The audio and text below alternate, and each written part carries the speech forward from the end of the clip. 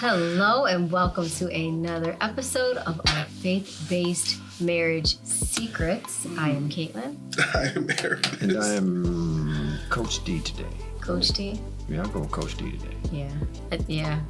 With what we're talking about, you No. Actually, I got to go. I got my pastor look today, so I'll go with pastor. With the look, you got the pastor look. Pastor look today. You can switch whenever you want. You got to stay that way the whole show. He does. He flip flops. He'll go from pastor to coach Got to my pastor pastor to look today, coach. so I'll go with pastor D today.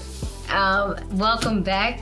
Thank you so much for joining us. We are getting back into our What Love Is immersion experience and going into detail and diving more deeper into that. And today we've got some interesting, disappointing, unfortunate Very sad. stats that we are going to get into. Very sad. Yeah. And Very sad. We wonder why the church isn't living up to what God intended for it to live up to. We wonder why. we aren't being the example. Right.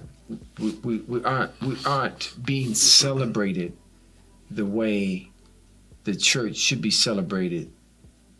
And that's not to say everybody, especially the world, because the Bible says, Jesus said the world hates him, so the world's going to hate those who imitate him. But there still should be a level of respect that people have for the church. But I think the foundation to that is the church is a collection of faith-based families. Yeah. Like that's what the church is. It's a collection of faith-based families. But when the families are divided and the families are dissolved, and the families are fractured and broken to the point to where it's outdoing the atheist and secular society, why would they look to us? Right. Why would they look to us, And so what we're talking about is the recent research done by Barna Group on marriage and, mainline and evangelical churches and how little we invest in marriages and preparing the unmarried for marriage, how little we invest in it. And when I got a hold of the article, I sent it to y'all, and and then the more I continued to read it, it's sad because that's the fabric of what the church is. It's a collection of faith-driven, faith-based families led by husbands and wives, and that culture is communicated to the children, and the children's children propagate that culture. Right. But if the families are broken, if the families are separated, and the families are fractured, what are we propagating? More of the same. And so the church misses out on everything from the economic side, from the spiritual side, from the social side. The church suffers. I mean, you got some churches don't put no money into marriage ministry. Like, what's the number on it? 53% of all churches report having an ongoing marriage ministry. Just 53%. Just 53%. That's half. That's half. 71% of evangelical churches report not paying anyone to run a marriage ministry. Them your God folk. Them the folk that, they esteem themselves more than any. Yep. I mean, evangelical folk. And you put how much? What is it? 71% of evangelical. 7 out of 10. So I can walk up to 7 pastors and say, how much money are you putting into the marriages in your church? 0. No. I can walk up to 7 pastors and they're going to say, well, right now we don't have a budget for that. 80% of evangelical churches report spending 0% of their ministry budget on marriage ministry. 80%. 80%. 80%. 80%. Like, I wonder what goes into that thought process. I wonder what goes into it. Well, they can handle that on their own, or they can go get suit somebody else. But we're like, what go? So obviously, there's got to be Or maybe they feel like they can address it from the pulpit. Let's give them the benefit of the doubt. Maybe they're addressing it from the pulpit. But then that wouldn't be the case, because if you're paying the pastor, now you're putting some money into it. If he's addressing from the pulpit. Yeah, but isn't a marriage ministry separate from the pulpit? It should be. It should be an isolated branch. Right. It should be addressed from the pulpit, and what's being addressed from the pulpit should be extended through that isolated pastoral staff that's assigned to do that. Right, because you can't get into all the minute details Right, of yeah, marriage from the pulpit. For sure. Especially the way we preach from the pulpit. Right. You know, we 100%. trying to get folks saved from the pulpit. But no, it's just, you know, the more you, as you just said earlier, the more you go on, the more disturbing it becomes when we realize God's emphasis on extending his kingdom goes through marriage. God's emphasis on creating a culture and structure and community of love goes through marriage. And we're not focusing on it. The whole idea of salvation and God is marriage. This is a really good one, if I can Go throw this in. 94% of churches report providing pastoral counseling for married couples, right? That sounds like a great number. Right. 58% feel either not very qualified or only somewhat qualified to provide pastoral guidance to couples considering divorce. Wow. Over half of them don't even feel confident in what they know about it. Wow. Wait, let's go back to the 94%. 94% report providing pastoral counseling for married couples. So 94% are giving advice, but half of that, Half of that 94%.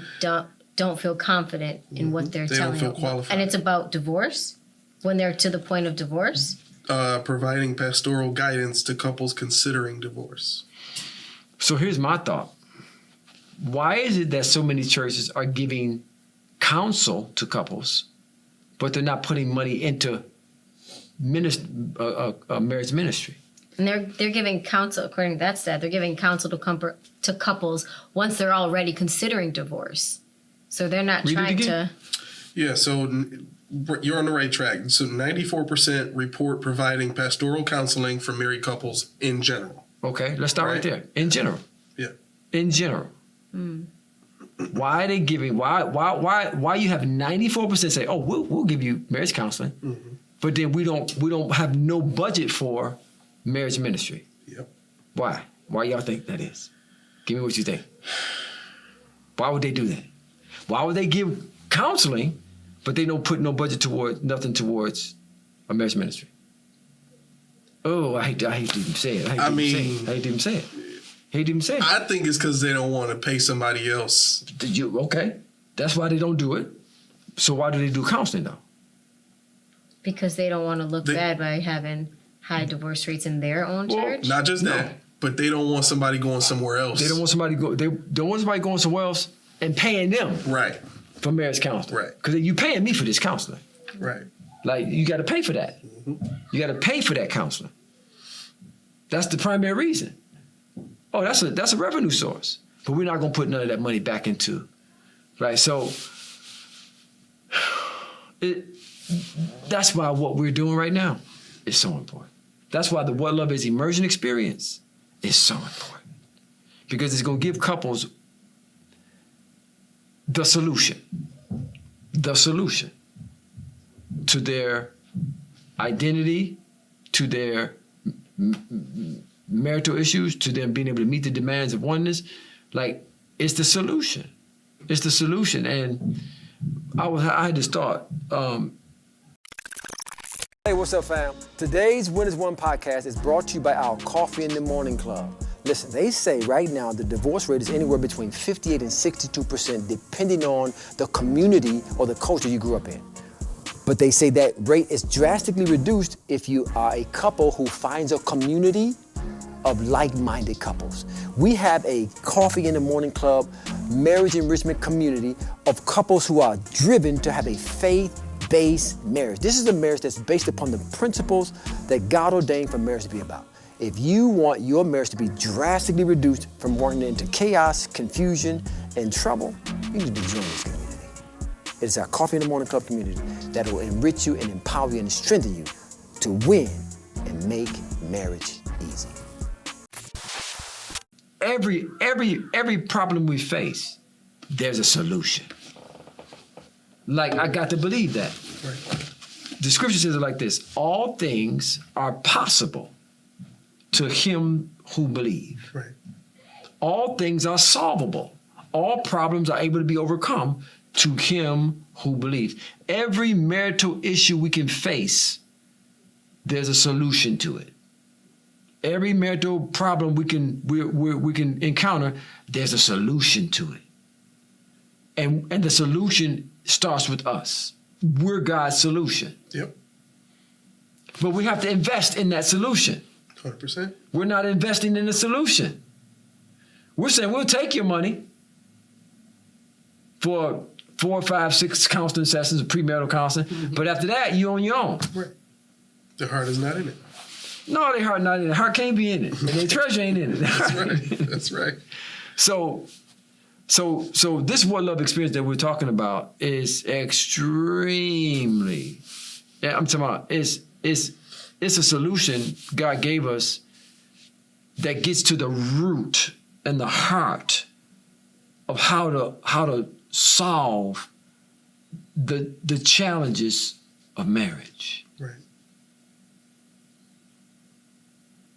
And it's just unfortunate that it's not happening throughout the body. I mean, seeing these numbers, like churches are not even investing in dating. Like they don't invest in any kind of dating ministry or anything. Nothing. Like nothing. so you let these people enter into marriage while not fully understanding what marriage is or having a definition for it or having an understanding of the mechanism of it. None of that. Right? You let them go through it until they let you know something is wrong. Oh. Most couples don't let you know something's wrong until it's almost at divorce. You know what's sad? What's even sadder about this? What? I hate to bring it up, but it's really reality. It's where we are. So there was a local church that I was reaching out to because I was told by several members in this church that they don't do nothing, because they come to our Coffee in the Morning Club. They don't do nothing for ministry. They don't do nothing for marriages. So that's one of the reasons why they come to us and blah, blah, blah, blah. So they asked me, can you reach out to our pastor? Yeah. Because I said, y'all don't do nothing? We don't do nothing. I said, yeah, y'all don't have a yearly retreat. We haven't had a retreat. They've been there a couple of years. They haven't had a marriage retreat for couples, nothing like that since they've been there. He made, the pastor may mention marriage, but nothing, no weekend, no nothing like that. So I said, okay. So I reached out to the pastor and, told him what I was reaching out to him about. And hey, we got this solution that we know we're helping couples about. I gave him kind of an idea of it. And we sat down and we scheduled a meeting. And 2 hours before the meeting, he called me to cancel. I said, okay, reschedule. Mm-hmm. I'll have my secretary give you a call. Never heard back from the secretary. We were supposed to meet on the Thursday. So that Monday, I followed up, sent a text message, sent some more information on what we do. And still haven't heard back from him. But this. I probably reached out to this person back in November, December. They had a marriage conference 2 weeks ago. Praise God. And they think that's enough. Check this out. But that's what's gonna happen. We'll reach out to people, yeah, and they'll feel like they got to do something instead of bringing us in. Right. They'll do a token weekend, and they'll go back to business as usual. Of course. Go ahead. That tells you how much of a business-like approach they take to a church, because I'm not going to allow the money that's in-house to go, flow somewhere else, right? I'm going to keep everything in-house. But check this out. So there's this report categorizes all of the different types of events and things that you can do for married couples, right? They selected train and equip leaders to mentor married couples, right? These are things that a church can do to implement something for the married couples. They can host a marriage retreat. They can host a marriage workshop or seminar. They can host date nights, and they can do a marriage support small group, like a small marriage support group, right? For these 5 things, only 72% of all churches report not having more than 2 of those 5. So most of the churches report not having more than just 2 of these 5 things. Right. They robbing their people. Right. They robbing their people, man. Well, the thing that saddens me is that's the heart of, like, marriage that's the heart of salvation. Like, that's what you claiming as, that's the heartbeat of salvation. Right. Is the goal of marriage is oneness. Like, that's the greatest example I'll never forget. I was probably saved 2-3 years, and I was asking the Lord about something along the love, and he said the greatest mirror of my relationship with the church is a husband's relationship with his wife. That's the ultimate mimic for self, and we don't put no money or time into it. Yep.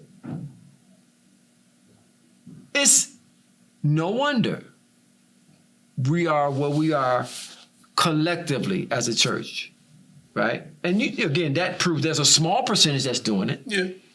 But on one end it was sad for us, but on the other end we were excited about it because that's an opportunity for us. Right. But what'll happen is what you said. what I just said. Right. You'll call somebody and they know they ain't doing nothing and they don't want to feel bad that they ain't doing nothing, so they'll try to throw something together. But we just be consistent with it. But nothing will match, especially in a situation like that where people are just throwing something together. Nothing will be able to match when you compound that with what was said earlier. The B part of that was they don't feel equipped. Yes. Yep. To be able to address. So like our What Love Is emerging experience is such a unique solution because of the layered learning we put in place. Right. We layered how you can consume the content so that you can learn it easier, faster, be more efficient, so you can retain it.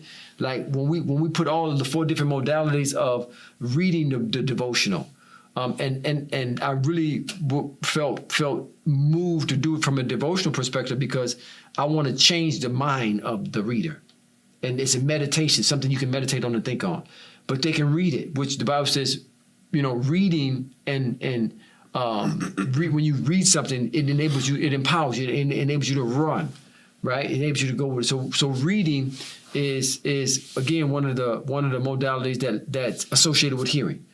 So we talk about reading it, and we talk about the idea of writing something down, right? The workbook, when you write things out and you sit down and you talk things out, it's going to be, and the idea is for you to go through the workbook together. Yep. And communicating that and talking about that.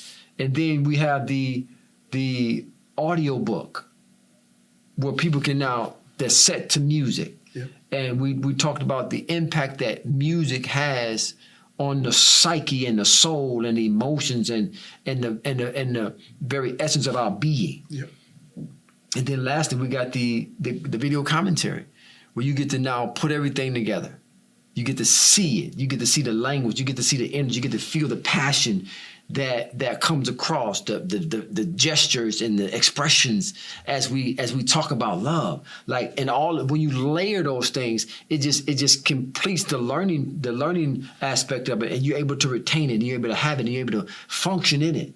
Like this immersion experience will impact the viewers and those who see it in a powerful. Hey, what's up? Coach D here. Listen, I got something I need to say to you real quick. Listen, marriage is made for lovers. Now, once you understand that marriage is made for lovers and you're not listening to them folks that keep saying you need more than love to make marriage work, you have to identify as a lover. Once you identify as a lover, now you got to learn what love is. Guess what? We have something for you that can help you understand exactly what love is in its most comprehensive nature. It's so much more than just an emotion. But you got to get the book to find out exactly what God's intent was for love and how it functions. Thanks. Get the book.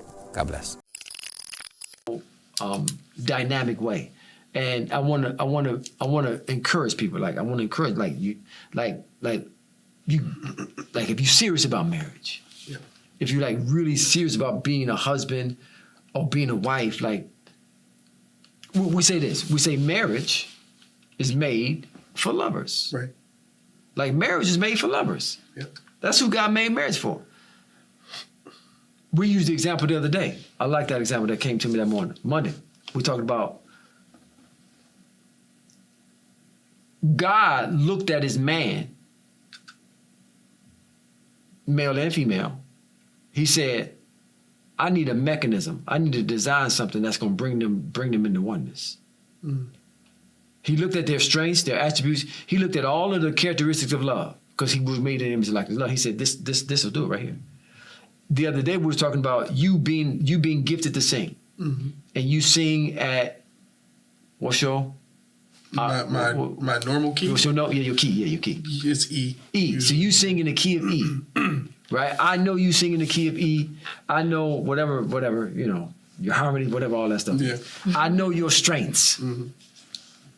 I then sit down and write a song that I know.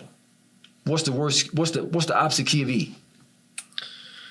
I don't want to say the opposite, but Or- you probably go lower than E, so you can probably say like a G, What would be the worst key for you to sing in? probably a B. Okay, so I go and I create a song for you to sing in the key of B. That's gonna be tough. Yeah. It's gonna be hard. Yeah. Why would I do that? Why would I do You that? don't want me to win. Why would I go write a song for you, knowing you? I'm talking about knowing you knock thing out the park in the key of E. Right. I'll go write a song that's in the key of B. Right. That's what people say when they say marriage is hard. They saying God created something that He know I don't have the ability to fulfill. What kind of God is that? No, what God would do, He would write a song in the key of E. Right. He'll write a song that fits your bravado. He'll write a song that fits your emotional state. He'll write a song that fits he'll write a song that he gonna make it as easy and as effective for you to sing as possible. Right. That's what He did with marriage. He looked at his man, made in the image and likeness of love. He looked at his woman, made in the image and likeness of love. And He said, I'm gonna make it this as easy as possible for them to become one. Now what happened is man fell. Mm-hmm. And his makeup changed.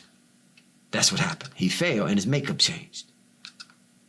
But Jesus came and restored man back to the original spot from which he fell. We call him the new man, Right. the new creature. See, it's an identity issue first.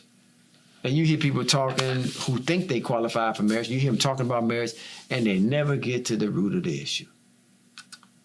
They dealing with all of the fruit. They dealing with all the different steps. They giving you all these different equations and all these different things that they can think of. No, man. No, it's really... That's what leads to the autoimmune. Man. Like I've come to the conclusion, like the body of Christ has autoimmune disease. They're attacking it. They're attacking themselves.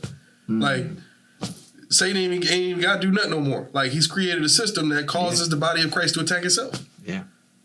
Yeah. And these pastors out here letting it happen. But again, that's why there needs to be a solution that prevents that autoimmune disease or the idea of that is the body cannibalizing itself, destroying itself, right? When we don't invest in marriages, when we don't invest in preparing the unmarried for marriage, when we don't invest in that, we're setting ourselves up for failure. We're setting ourselves up for destruction. We're destroying ourselves from the inside out. That's right. If I can just get them not to focus on marriage, because that's the way you extend the kingdom of God. It's through sonship. Your kingdom is extended through sonship. Yep. If I can get them to focus on anything but the husbandry and wifery and how to maintain and sustain love, if I can get them to focus on anything but that, I beat them. That's right. I'll beat them in the very long. foundation I'll of beat authority. them. That's right. Because that's what God built life on. Yep. Is marriage. And the husband and the wife coming, He built life around that. He built the church around that. It's diabolical. 100%. It's diabolical that we don't focus on it. But the fact that this report exists and what it's talking about, right now he's winning. Oh, he winning. He winning big time. The man said, we all doing atheists when it comes to divorce, ain't it? I think we had 33%, they had 30% or something. Oh, no, that's something. No. Is it that? No, it's not that. It's another article I was reading. There's another article I was reading. Right. Another article I was reading. A researcher from Harvard School of something, School of Sociology or something like that. Okay. He said he really was out to disprove that Christians are outdoing the world in their divorce rate. You know how we see some things, it says Christians at 63% and the world at 58%. So he was out to disprove that. And he did disprove that. But what he approved, or what he discovered, that Christians' divorce rate was much lower in the evangelical? Yeah, I think it was evangelical realm. Was much lower at 33%, but he discovered that atheists was only at 30%. Was only at 30. So folks who say no to God, who are just flat out rebellious to God, marriages have a higher rate of success than folks who say yes to God. These are like real atheists, not agnostic. I mean, some atheists. All he said was atheist. I don't know. Okay. All he said was atheist. But the point is, the reason why is because we're not investing in marriages. We're not investing in preparing the unmarried for marriage. We're not investing and we don't have any long-term plan to sustain that. This report actually matches what you just said, because it says 63% of evangelical churches report having an ongoing marriage ministry. And it's the highest of all of them. So mainline churches, which are, you said, non-denominational, 35%, right? Catholic parishes, 39%, right? So of all the different church types, evangelicals the highest, and they have the lowest, aside from atheists. But. Right. No, yeah. So we have to have solutions for people. And our What Love Is immersion experience, if marriage is made for lovers, then it behooves us to be prepared and understand and have a comprehensive nature of what love is. Right. But when you got folks who's leading us saying that you need more love to make marriage work, and they're not investing in marriages, how do we survive that? How do we survive that as a church? How do we survive that? How do we ever live up to being this organism of dominion that God has put us in the earth to be? You can't bring life to anything you don't invest in. Nothing. You wouldn't have been able to make it to the NFL had you not invested in the skills necessary to do it. I mean, that's the law. It's a law. You can't do it. That's why it's got to change. Right. You know, in one sense, it was a good, I guess you can call it a good thing that the dude did do something because after he talked to me, he did do something. But it ain't enough. No, it's not. No, it's not enough. And so our What Love Is Emerging Experience, this month, because this is the month we celebrate love nationally, we offering it at 50% discount. So it's just $79.99. People can click the link in the description, and just go check it out. Listen, within 31 days, you will be a better lover. You will be a better husband. You will be a better wife. You will have a better marriage. You just got to do what we tell you to do. That's it. Hey, what's up, fam? I want to thank you first of all for watching our podcast. Now, secondly, I want to give you some information that is very important.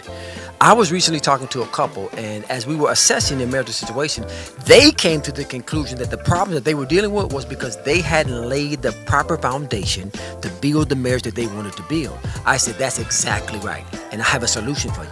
we put together a marriage mastery curriculum that establishes a foundation that will enable you to build the marriage you desire. We talk about things as far as your identity as a lover. We talk about how to build a culture of love. We talk about heroic husbandry. We talk about wondrous wifery. We talk about edifying communication. We talk about grace-filled communication. We cover so much in this curriculum that it's going to put you on the path to be marriage masters. Now, what I need you to do is click the link in the description.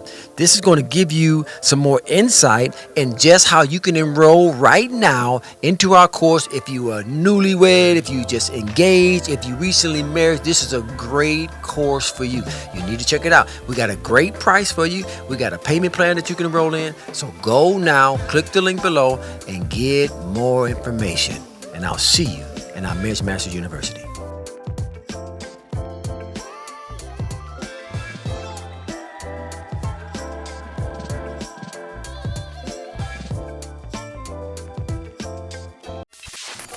Do that. 31 days, you will have done little to no work at all, other than hearing. Right, that's what I'm saying. We did all the work for you. You said you could sleep and listen. Listen, you can sleep and become better because you're hearing. Probably what we could say this. We could say 75% of this is hearing. Yeah. Right? 100%. 3 out of the 4. Yep. Because the workbook, you got to do a little writing. Yep, that's about it. But everything else, you just got to hear. You just got to hear. Reading, I guess. Yeah, but the audio book. Yeah, the audio book. But I'm trying to. I said 75%. So you got the devotional. You got to read it. Oh, that's true. You got to read it. But you're doing that as a couple. That's engagement. That ain't gonna feel like work. Point. So we can say 75% of what you will be doing to become better, have a better life, better marriage, better communication, better sexuality, better everything, is hearing. Yep. It's hearing. That's what it comes down to, is hearing. That's how God designed it. It's to hear. Marriage can't be hard. Right. It's following the law, like you said. When you hear, it's a law. It's a law. It's guaranteed to produce. We haven't even got to the law. We was going to talk about that. The law of love and how to enter into what love is. What love is immersion experience will enable you to. It'll usher you enter into the law of love. And once you enter into the law of any kind, it's easy. It's consistent. It's an assurance. It's an assurance to it. That's the most challenging part of the law of love. That's the most challenging part to it's guaranteed.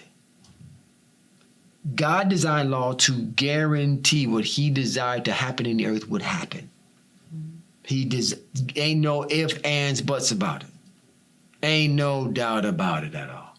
The Bible says he gave us 3 things in the word that he guarantees will produce what he said it will produce.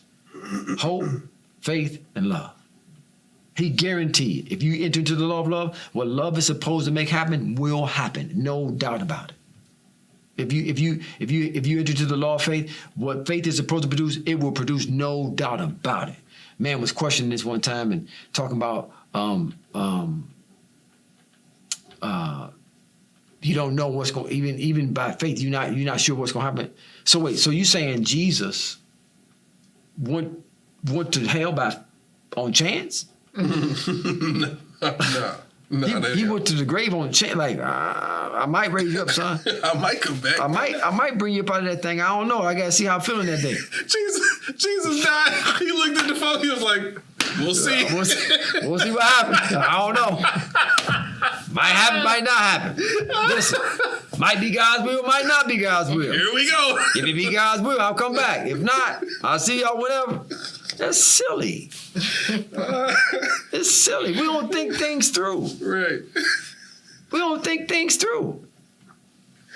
Jesus there wasn't no doubt in his mind he coming up out that. He said, "Thou shalt not leave my soul in hell, neither shalt thou suffer thy Holy One to see corruption." I'm coming up out of here. All right, let's go. No, that was really good. That was really good. Again, those links that we talked about will be in the description. Thank you so much. Thank you for reading all those stats today. It was fun. That was a lot of Yeah, we sex. gotta do that more often. We will see you next week, and make sure you join our Coffee in the Morning Club if you haven't already. Thank you so much.